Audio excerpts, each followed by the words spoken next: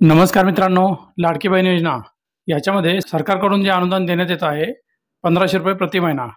जसं आपण बघितलं जुलै महिन्यापासून ही स्कीम सुरू झाली। जुलै, ऑगस्ट, सप्टेंबर 3 महिने कंप्लीट झालेत। म्हणजेच आता महिलांच्या अकाउंटला 4500 यायला पाहिजे। परंतु सध्या आपण बोलणार आहोत काही महिलांच्या अकाउंटला 4500 येत आहेत, काही महिलांच्या अकाउंटला 6000 पण आले आहेत, परंतु काही महिलांच्या अकाउंटला काहीच आले नाहीत।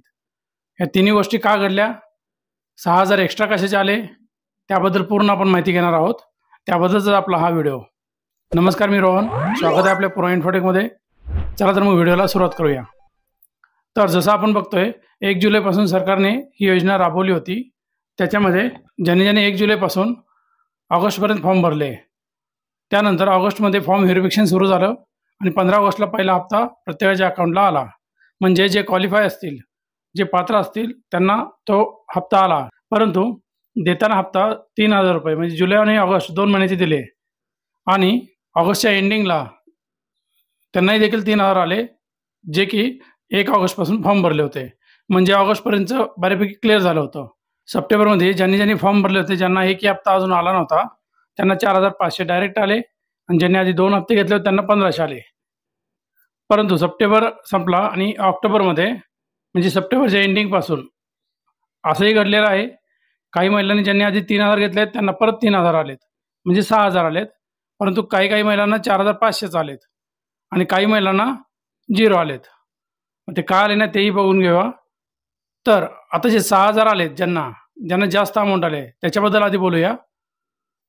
तर सरकारचं असं म्हणणं आहे की भाऊबीज म्हणजे जे दिवाळी आता येते, मंथ एंडला दिवाळी चालू होते, त्याच्यामुळे आणि त्याचबरोबर इलेक्शन जे सुरू होणार आहे त्याची एक आचारसंहिता लागण्याची शक्यता आहे। त्याची डेट अजून डिक्लेअर नाही झालेली, परंतु त्याचा प्रॉब्लेम होऊ नये म्हणून ॲडव्हान्समध्ये पुढील महिन्याचा हप्ता म्हणजे हा ऑक्टोबर एंड व्हायच्या आधीच ऑक्टोबरचा हप्ता प्रत्येकाच्या अकाउंटला येणार आहे।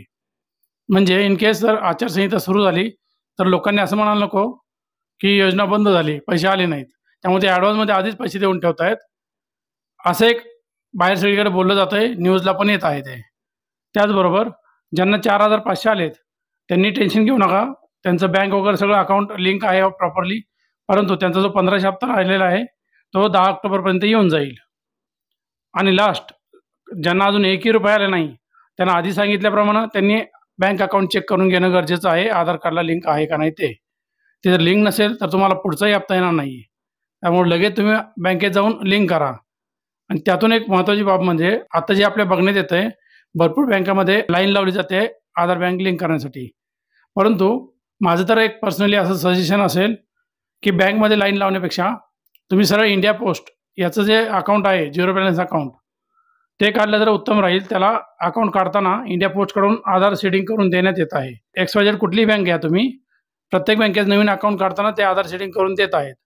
त्यामुळे जिथे झिरो बॅलन्स अकाउंट तुम्हाला काढण्याची संधी मिळेल, पैसे खर्च न करता, अशा ठिकाणी तुम्ही झिरो बॅलन्स अकाउंट काढून घ्या आणि ते आधारला लिंक करून घ्या। म्हणजे पुढील 10 तारखेला येणारा हप्ता आहे तो तुमच्या अकाउंटला येईल। तर लवकरात लवकर एक काम करून घ्या, म्हणजे तुमचे पैसे पण राहिलेले येऊन जातील। ही होते आताची लाडकी बहीणची अपडेट। तुम्ही जर अजून चॅनलला सबस्क्राईब नसेल केलं, पहिल्यांदा आले असेल तर चॅनलला सबस्क्राईब करा आणि बेल आयकॉन दाबून ठेवा, म्हणजे असेच नवीन अपडेट तुमच्याजवळ सर्वात आधी पोहोचतील। जय हिंद, जय महाराष्ट्र।